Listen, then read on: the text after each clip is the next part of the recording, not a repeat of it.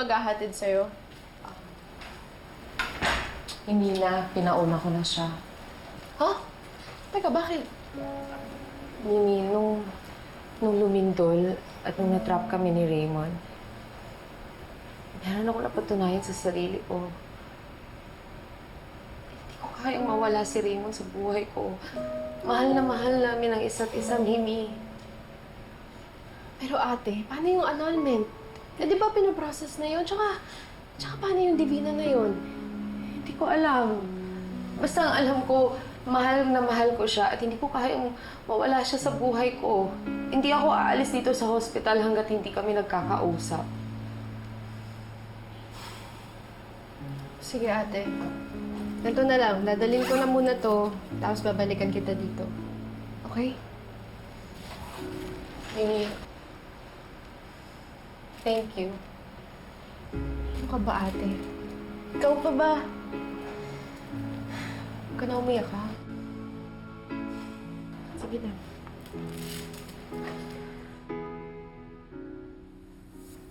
Diana, nakamusta mo na ang mami mo?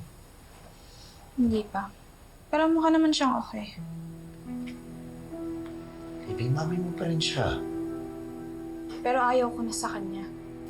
Don't say that. Mahal ka ng mami mo, mahal ka namin dalawa. And when we got trapped, wala kaming ibang inisip kundi ikaw. Pero Dad, niloko ka niya. Pero mas nauna ko siya saktan. And ngayon ko na-realize, ang dami kong pagkakamali sa kanya. So what are you trying to say? Okay na kayo ulit? Pero paano si Mami D?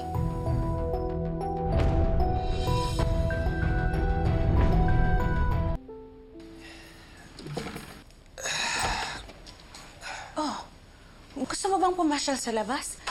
Makakabuti yun sa'yo. Hindi na, Divina. Okay lang ako.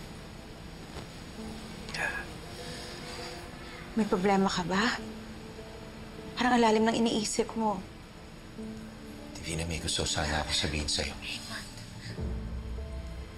Alam mo ba nung nasolve ka ng buho? Halos mabaliw na ako kakaalala sa'yo. Lahat ginawa ko para mahanap ka. Kung sino-sino tinawagan ko para makahingi ng tulong. Ako mismo yung naghukay para makapasok kami sa loob. Para lang mahanap ka. Divina, tumayo ka nga, please. Oh, Raymond, mahal na mahal kita. Hindi ko alam anong gagawin ko kung may nangyari sa'yo. Raymond, at mahalin mo ako. Ako lang. Mahalin mo ko, please. Divina. Raymond, please.